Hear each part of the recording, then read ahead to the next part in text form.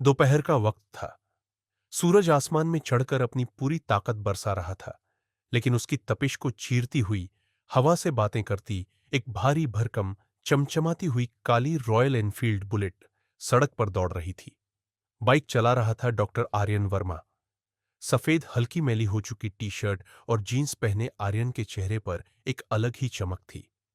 अस्पताल की चारदीवारी से निकलकर इस खुली सड़क पर वह एक आजाद पंछी की तरह महसूस कर रहा था। उसकी आंखों में शरारत थी और चेहरे पर एक ऐसी मुस्कान जिसे देखकर किसी का भी दिन बन सकता था। उसके पीछे उसकी कमर से खुद को कसकर जोड़े हुए आईपीएस अधिकारी अनन्या शर्मा बैठी थी। लेकिन आज वह एसपी अनन्या शर्मा नहीं थी। आज उन्होंने अपनी स्टार्च की हुई खाकी वर्दी को घर के अलमारी में टांग दिया था। आज वह सिर्फ अनन्या थी, आर्यन की होने वाली पत्नी। उन्होंने एक हल्के नीले रंग की सूती कुर्ती पहन रखी थी, जो उनके आत्मविश्वासी व्यक्तित्व में एक कोमलता घोल रही थी। उन्होंने अपने हाथ आर्यन के कंधों पर नहीं, बल्कि उसकी कमर में इस तरह डाल रखे थे, मानो डर हो कि वह उड़कर कहीं चली जाएगी। उन्होंने अपना सिर हल्का सा उसकी पीठ पर टिका दिया था। आंखें बंद करके वह इस पल का आनंद ले रही थी। चेहरे पर एक सुकून भरी, तनाव से मुक्ति की मुस्कान थी। आर्यन ने बाइक चलाते हुए हवा के शोर को काटते हुए थोड़ा जोर से कहा, ओए मैडम, आंखें बंद करके क्या किसी मुजरिम का सपना देख रही हो? अनन्या ने आंखें खोले बिना ही उसकी पीठ पर हल्का सा मुक्का जड़ा। चुप करो, मुजरिम तो तुम हो। आर्यन ने नाटकीय अंदाज में दर्द जताते हुए कहा। मैंने क्या किया? अनन्या ने उसकी पीठ पर अपनी ठुड्डी दबाते हुए कहा। दिल चुराया है, तो बताओ, इस मुजरिम को क्या सजा मिलेगी? जज साहिब, आर्यन ने गंभीर होने का नाटक किया। सजाए मौत नहीं, वह तो बहुत आसान है। तुम्हें मिलेगी उम्र कैद, मेरी जिंदगी की जेल में। अनन्या ने आंखें बंद किए हुए ही कहा, हां, कबूल है, खुशी खुशी कबूल है। वह दोनों 2 दिन बाद होने वाली अपनी सगाई के लिए शॉपिंग करने जा रहे थे। आर्यन की जिंदगी के सबसे खूबसूरत दिन चल रहे थे। घर का माहौल तो ऐसा था जैसे कोई महोत्सव चल रहा हो। सुबह से लेकर रात तक हल्दी मेहंदी, गाने बजाने और यह लाना है, वह लाना है कि बातें होती रहती। आर्यन का मन तो जैसे हवा में उड़ रहा था। अनन्या को पिछले 1 महीने से शहर के सबसे बड़े ड्रग रैकेट के पीछे भागते भागते सांस लेने की फुर्सत नहीं मिली थी। आज उसने जबरदस्ती 2 दिन की छुट्टी ली थी। घर से निकलते वक्त भी उसकी मां ने उसे 100 हिदायतें दी थी। सुन बेटा, शॉपिंग करने जा रहे हो ठीक है, पर अंधेरा होने से पहले घर आ जाना। तुझे पता है ना, सगाई से पहले लड़की को ज्यादा बाहर नहीं निकलना चाहिए, नजर लग जाती है। अनन्या को इन बातों पर हंसी आती थी। नजर लगेगी आईपीएस अनन्या शर्मा को, उसने सोचा था। जिसके नाम से ही शहर के गुंडे बदमाश कांप उठते थे, उसे नजर लगने का डर। लेकिन वह मां से बहस नहीं कर सकती थी। वह तो बस इस घर के किस्से कुछ देर के लिए आजाद होना चाहती थी, सिर्फ आर्यन के साथ। बस वह और आर्यन। आर्यन ने उसे उसकी सोच से बाहर निकाला। सुनो, घर पर जो तमाशा चल रहा है, मेरा मतलब है जश्न। उसे छोड़कर भागने का आइडिया किसका था? अनन्या ने शान से कहा, मेरा। क्यों? तुम्हें अपनी होने वाली बीवी का हुक्म मनाना पसंद नहीं आया? आर्यन ने शरारत से कहा। अरे, बहुत पसंद आया। वैसे भी मुझे पता है ना, हो सकता है, मतलब मेरे दोस्त पूछ रहे थे कि भाई, तेरी बीवी तो ऐसी है, कहीं घर में भी परेड तो नहीं कराएगी? अनन्या को जोर की हंसी आई। अच्छा, तो तुमने क्या कहा? मैंने कहा, भाई, परेड तो रोज होती है, प्यार की। अनन्या मुस्कुरा दी। बहुत चालाक हो गए हो तुम। लेकिन हां, अपने दोस्तों से कह देना कि होशियार रहे। और तुम भी, उसने मजाक में डराते हुए कहा। कान खोलकर सुन लो मिस्टर आर्यन वर्मा। आर्यन हंसते हुए बोला। तो क्या कर लोगी? अनन्या ने मजाक में ही कहा। तो इस तरह से तुम्हारा गला घोट दूंगी। आर्यन ने डरने का नाटक किया। बाप रे, सीधा मर्डर? कोई एफआईआर नहीं, कोई गिरफ्तारी नहीं? अनन्या ने कहा, होने वाले पति के लिए इतना तो कर ही सकती हूं, सीधी सजा। आर्यन की हंसी पूरी सड़क पर गूंज गई। अच्छा, मतलब मैडम, तुम घर में भी एसपी ही रहोगी? वैसे एक बात कहूं, कहो मुझे तुम ऐसे ही पसंद हो, बिल्कुल तूफान की तरह। अनन्या ने उसकी कमर में अपनी पकड़ और मजबूत कर ली। तो मतलब मैं तुम्हारी जिंदगी का तूफान हूं बिल्कुल, आर्यन ने कहा। और मैं वह खुशनसीब इंसान हूं जिसे इस तूफान से प्यार हो गया है। अनन्या कुछ नहीं बोली। उसने बस अपना सिर उसकी पीठ पर और गहरे से टिका दिया। यह आदमी, ये उसे जानता था, ये उसे समझता था, ये उसकी वर्दी के पीछे की अनन्या से प्यार करता था। और उसे और क्या चाहिए था। मॉल तक जाने वाला रास्ता जैसे जैसे नजदीक आ रहा था, सड़क पर भीड़ और शोर दोनों बढ़ते जा रहे थे। गाड़ियों के हॉर्न, लोगों की आवाजें। वे लोग शहर के सबसे बड़े मॉल ईस्टरा की तरफ जा रहे थे। बस पहुंचने वाले हैं, आर्यन ने कहा। वैसे अंगूठी तो मां और तुम्हारी मां ने मिलकर पसंद कर ही ली है। तुम्हें कुछ और लेना है? कोई ड्रेस? अनन्या ने कहा। मुझे शॉपिंग से ज्यादा बस ये अच्छा लग रहा है कि मैं तुम्हारे साथ हूं। आर्यन ने बाइक का हैंडल घूमते हुए कहा। तो फिर लॉन्ग ड्राइव पर निकल जाएं, समंदर किनारे नहीं? मां ने कहा था ना, नजर लग जाएगी। हाँ हाँ, तुम्हें नजर लगेगी। अच्छा ठीक है, चलो जल्दी से शॉपिंग खत्म करते हैं। फिर घर लौटते हुए तुम्हारी फेवरेट वाली आइसक्रीम खाएंगे। लेकिन वह सुकून, वह शांति, सब गायब होने वाला था, क्योंकि एक असली तूफान तो अब आने वाला था। मॉल के एंट्रेंस से ठीक पहले, सड़क के किनारे, सड़क के जहां शाम होने से पहले अक्सर गरीब गुरबा लोग अपनी छोटी मोटी दुकानें, ठेले लगाकर खड़े हो जाते थे, वहां आज कुछ ज्यादा ही हलचल थी। भीड़ जमा थी। आर्यन ने बाइक की स्पीड धीमी करते हुए कहा। क्या हो गया है वहां? अनन्या, जो अब तक आर्यन की पीठ में छुपी हुई थी, ने सर उठाकर सामने देखा। और जो देखा, उसे देखते ही उसके चेहरे की वह सुकून भरी मुस्कान एक पल में जम गई, बर्फ की तरह पत्थर हो गई। वहां पुलिस के कुछ सिपाही मिलकर एक गरीब बुजुर्ग ठेले वाले को घसीट रहे थे। वह बेचारा 60 से 65 साल का रहा होगा। फटे पुराने, मैले से कपड़े, एक कमजोर सा शरीर जो शायद 2 वक्त की रोटी के लिए दिन भर ठेला खींच खींच कर और भी ज्यादा खिंच गया था। उसके ठेले पर कुछ सब्जियां थीं, टमाटर, आलू, प्याज, जो अब जमीन पर बिखर रही थी। एक पुलिस वाला उसके ठेले को जबरदस्ती उठाकर एक बड़ी सी सरकारी वैन में पटक रहा था। और वह बुजुर्ग, वह रो रहा था, हाथ जोड़कर उन पुलिस वालों के पैर पकड़ने की कोशिश कर रहा था। साहब, रहम करो, मत करो ऐसा। उसकी आवाज भीड़ के शोर में दब रही थी। साहब, ये ठेला मेरी रोजी रोटी है। बाल बच्चे भूखे मर जाएंगे साहब। मत लीजिए। 50 रुपए ले लीजिए साहब, जुर्माना दे दूंगा। आर्यन ने बुलेट को पूरी तरह रोक दिया। उसके मुंह से निकला, यार, ये क्या बदतमीजी है? एक गरीब आदमी को ऐसे सताना।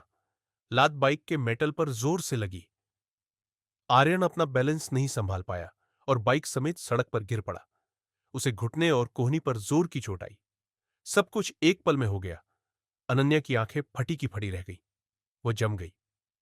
आर्यन, उसका आर्यन, वो ऐसा नहीं था।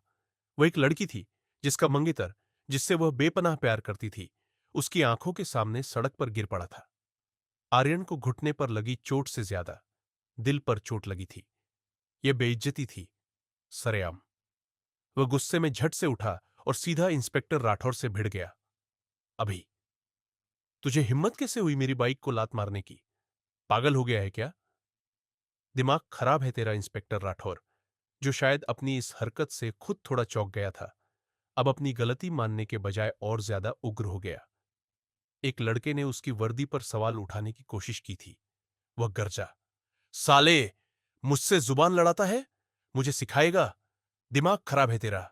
और इससे पहले कि आर्यन कुछ और कह पाता या अनन्या उन तक पहुंच पाती, इंस्पेक्टर राठौर ने अपना भारी हाथ उठाया और आर्यन के गाल पर एक जोरदार, कसकर थप्पड़ जड़ दिया। थप्पड़ की आवाज इतनी तेज थी कि सड़क पर मौजूद गाड़ियों का शोर भी दब गया। सारे लोग, जो अब तक दूर दूर खड़े थे, अब एक घेरा बनाकर खड़े हो गए। सब तमाशा देख रहे थे। आर्यन अपना गाल पकड़े खड़ा था। उसे यकीन नहीं हो रहा था। एक पुलिस वाले ने बिना किसी वजह के बीच सड़क पर उसे थप्पड़ मार दिया था। अनन्या की आंखों में अब गुस्सा नहीं, बल्कि एक ठंडी आग उतर आई थी। एक ऐसी आग जो जलाती नहीं बल्कि जमा देती है। लेकिन वह अभी भी एक मूर्ति की तरह खड़ी थी। उसकी ट्रेनिंग, उसकी सालों की आईपीएस की ट्रेनिंग उसे रोक रही थी। वह देखना चाहती थी, वह देखना चाहती थी कि यह लोग इस खाकी वर्दी की आड़ में कितनी हदें पार कर सकते हैं। वह देखना चाहती थी कि कानून के रखवाले खुद कानून की कितनी धज्जियां उड़ा सकते हैं। आर्यन ने गुस्से में अपना गाल सहलाया। तुम पुलिस वाले नहीं, गुंडे हो, गुंडे। तुमने मुझे मारा। मैं तुम्हारी शिकायत करूंगा। मैं तुम्हें छोड़ूंगा नहीं। इंस्पेक्टर राठौर एक जहरीली हंसी हंसा। शिकायत? हां, कर लेना। साला पहले यहां से जिंदा निकल जा, वही बड़ी बात है। उसे मजा आ रहा था। भीड़ के सामने एक अमीर लड़के को बेइज्जत करने में उसे शायद एक अलग तरह का सुकून मिल रहा था। ज्यादा जुबान मत चला। उसने आर्यन को जोर से धक्का दिया। धक्का लगने से आर्यन का बैलेंस फिर बिगड़ा। वह खुद को संभालने की कोशिश कर रहा था और इसी कोशिश में उसका हाथ गलती से खुद को बचाने के लिए उठा और इंस्पेक्टर के सीने पर, उसकी वर्दी पर लग गया। बस फिर क्या था? इंस्पेक्टर को तो जैसे ब्रह्मास्त्र मिल गया हो। मार दिया! मार दिया! वह जोर जोर से चीखने लगा। इसने पुलिस वाले पर हाथ उठाया। On duty! पकड़ो साले को! बाकी पुलिस वाले जो अब तक सिर्फ मजाक उड़ा रहे थे, अपने साहब का इशारा पाते ही भूखे भेड़ियों की तरह झपट पड़े। दो तीन हवलदार आर्यन पर टूट पड़े। हमें सिखाएगा कानून, चल पुलिस वाले पर हाथ उठाता है। तेरी इतनी हिम्मत! वे आर्यन को घसीटने लगे, मारते पीटते हुए उसे जीप की तरफ ले जाने लगे। छोड़ो मुझे, मैंने कुछ नहीं किया। आर्यन चीख रहा था। सब लोग डर के मारे या शायद तमाशा देखने के आदी हो चुके थे, चुपचाप खड़े थे। बुजुर्ग ठेले वाला एक कोने में खड़ा कांप रहा था। उसे लग रहा था यह सब उसकी वजह से हो रहा है। यह सिर्फ कानून का मजाक नहीं था, यह अनन्या के प्यार की बेइज्जती थी। इंसाफ का तमाशा बन चुका था। और जिस पल उन हवलदारों ने आर्यन का कॉलर पकड़कर उसे घसीटा, अनन्या के अंदर का सन्नाटा टूट गया। उसने पर्स नहीं खोला, उसने फोन नहीं निकाला। उसने सिर्फ एक शब्द कहा, अपनी वही ठंडी लेकिन किसी लेजर से भी ज्यादा पैनी आवाज में, रुको। इतना दम था, इतनी अथॉरिटी थी उस एक शब्द में कि जिन पुलिस वालों ने आर्यन को पकड़ रखा था, उनके हाथ एक पल के लिए, बस एक पल के लिए डीले पड़ गए। वह सब रुक गए। इंस्पेक्टर राठौर ने पलट कर देखा। ने पलट वह अभी भी नशे में था, वर्दी के नशे में। क्या है? उसकी आखिरी गलती थी। अनन्या धीरे धीरे कदम दर कदम बढ़ती हुई उनकी तरफ आई। भीड़ अपने आप हटती गई, जैसे किसी रानी के लिए रास्ता बन रहा हो। वह जाकर ठीक इंस्पेक्टर राठौर के सामने खड़ी हो गई। उसकी आंखें सीधी इंस्पेक्टर की घमंड से भरी आंखों में देख रही थी। इंस्पेक्टर जो अब तक डींगे हाँक रहा था, एक पल के लिए, बस एक पल के लिए इन आंखों में कुछ तो देखकर सहम गया। ये किसी आम लड़की की आंखें नहीं थी। ये एक ठंडी, सब कुछ जलाकर राख कर देने वाली आंख थी। अनन्या ने शांति से अपना हैंडबैग खोला। आर्यन, जो अभी दो हवलदारों की डीली पकड़ में था, कुछ बोलना चाहता था। अनन्या अनन्या ने हाथ के इशारे से उसे चुप कराया। उसकी नजरें एक पल के लिए भी इंस्पेक्टर से नहीं हटी। उसने बैग से अपना छोटा सा लेदर का वॉलेट निकाला, उसे खोला और उसमें से अपना आईडी कार्ड निकालकर इंस्पेक्टर राठौर की आंखों के ठीक सामने कर दिया। कार्ड पर अशोक स्तंभ और 3 शेर सूरज की आखिरी रोशनी में चमक रहे थे और नीचे साफ साफ मोटे अक्षरों में लिखा था, IPS Ananya Sharma SP, crime branch, 1 पल, 2 पल, 3 पल। समय जैसे वही रुक गया। इंस्पेक्टर राठौर की आंखें पहले कार्ड पर गईं, एसपी, क्राइम ब्रांच, फिर अनन्या के चेहरे पर गई, ये लड़की, फिर वापस कार्ड पर गई। आईपीएस अनन्या शर्मा, ये नाम उसने सुना था। डिपार्टमेंट में इस नाम की सिंहनी का जिक्र था, जो किसी की नहीं सुनती, जिसने कई बड़े बड़े गैंग्स को धूल चटा दी थी। और वह, ये प्रिंटेड कुर्ती वाली लड़की है। इंस्पेक्टर राठौर के चेहरे का रंग, जैसे किसी ने होली खेलते खेलते उसके चेहरे से सारा रंग खींच लिया हो। सफेद, बिल्कुल सफेद पड़ गया। माथे पर, जो अब तक घमंड से तना हुआ था, पसीने की बूंदें उभर आईं। हवलदार रामपाल, जिसने बुलेट पर डंडा मारा था, उसके हाथ कांपने लगे। और जिन दो हवलदारों ने आर्यन को पकड़ा था, उन्होंने आर्यन को ऐसे छोड़ा जैसे उन्होंने किसी मुजरिम को नहीं, बल्कि बिजली का नंगा तार पकड़ लिया हो। वे डर के मारे 2 कदम पीछे हट गए।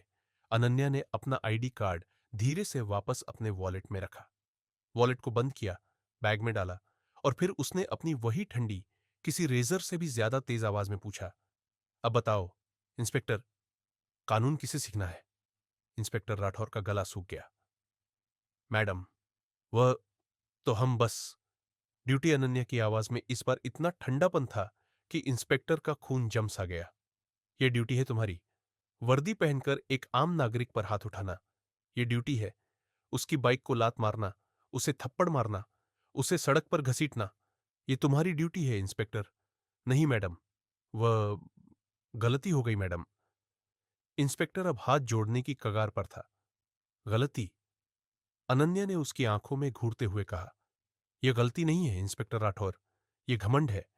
यह इस वर्दी का नशा है जो तुम जैसे लोगों को चढ़ जाता है। इस आदमी की, इस गरीब की रोजी रोटी छीनकर तुम्हें क्या मिला? कौन सा मेडल मिलने वाला था? इंस्पेक्टर ने हाथ जोड़ते हुए कहा। मैडम, वह ऊपर से ऑर्डर था अतिक्रमण हटाने का। ऑर्डर? अनन्या अब लगभग चीखते हुए बोली। अतिक्रमण हटाने का ऑर्डर था या इंसानियत हटाने का ऑर्डर था? क्या बाइक पर लात मारो ऑर्डर था? क्या एक बेगुनाह लड़के को जो बस तुमसे सवाल पूछ रहा था उसे थप्पड़ मारो ऑर्डर था? क्या उसे पुलिस पर हाथ उठाने के झूठे केस में फंसा दो ऑर्डर था? इंस्पेक्टर चुप था। उसकी जुबान तालू से चिपक गई थी। अनन्या ने उसकी आंखों में आंखें डालकर कहा, तुमने आज न सिर्फ इस यूनिफॉर्म की बेइज्जती की है, बल्कि तुमने इंसानियत की भी बेइज्जती की है और तुम जैसे लोग इस वर्दी के लायक नहीं है। इंस्पेक्टर के पैरों तले की जमीन खिसक गई। मैडम, बच्चे हैं मेरे, घर परिवार है मैडम, माफ कर दीजिए। गलती हो गई मैडम, माफी। अनन्या ने कहा, माफी उस बुजुर्ग से मांगो जिसका ठेला तुमने तोड़ा, माफी इस लड़के से मांगो जिस पर तुमने हाथ उठाया, और माफी इस वर्दी से मांगो जिसे पहनने के तुम काबिल नहीं हो। लेकिन मैडम, बस अनन्या ने उसकी बात काटते हुए अपना फोन निकाला। एक नंबर डायल किया, control room, SP Ananya Sharma बोल रही हूं। उसकी आवाज में वह अधिकार था जो सड़कों पर नहीं, बड़े बड़े दफ्तरों में गूंजता है। फोन पर दूसरी तरफ से घबराई हुई आवाज आई, जी मैडम, सिटी मॉल चौराहा, अभी, इसी वक्त। यहां का इंचार्ज कौन है? इंस्पेक्टर विजय राठौर। उसने इंस्पेक्टर का नाम टैग पढ़ा। इंस्पेक्टर विजय राठौर, हवलदार रामपाल और ये बाकी के दो, इन चारों को तत्काल प्रभाव से सस्पेंड किया जाता है। मैडम, इंस्पेक्टर राठौर वहीं जमीन पर बैठ गया। मेरी बात पूरी नहीं हुई है, कंट्रोल रूम, अनन्या ने फोन पर कहा। इन चारों के खिलाफ पब्लिक में गुंडागर्दी करने, एक आम नागरिक पर हमला करने और वर्दी का गलत इस्तेमाल करने की विभागीय जांच भी अभी से शुरू करो। मैं खुद इसकी रिपोर्ट फाइल करूंगी। और हां, यहां एक सीनियर ऑफिसर को भेजो तुरंत, और एक एम्बुलेंस बुजुर्ग आदमी के लिए। उसने फोन काट दिया। बाकी पुलिस वाले वहां पत्थर के बन गए थे। भीड़, जो अब तक चुपचाप तमाशा देख रही थी, अब फुसफुसाने लगी थी। सत्ता के नशे में चूर एक अधिकारी का सिंहासन एक पल में खत्म हो गया था। बुजुर्ग ठेले वाला, जिसकी सब्जियां अभी भी जमीन पर बिखरी पड़ी थी, धीरे धीरे कांपते हुए अनन्या के पास आया। उसकी आंखों से आंसू बह रहे थे, लेकिन इस बार यह डर या दुख के नहीं, बल्कि राहत के आंसू थे। उसने अपने काम के मिट्टी से सने हाथ जोड़े, बेटी, भगवान तुझे हमेशा खुश रखे। आज तूने मेरी इज्जत बचा ली, मेरी रोजी बचा ली। भगवान तुझे लंबी उम्र दे। अनन्या ने तुरंत उसके हाथ पकड़ लिए। बाबा, माफी मत मांगिए, यह मेरा फर्ज था। आप चिंता मत कीजिए, आप चिंता मत। आपके ठेले का जो नुकसान हुआ है वह।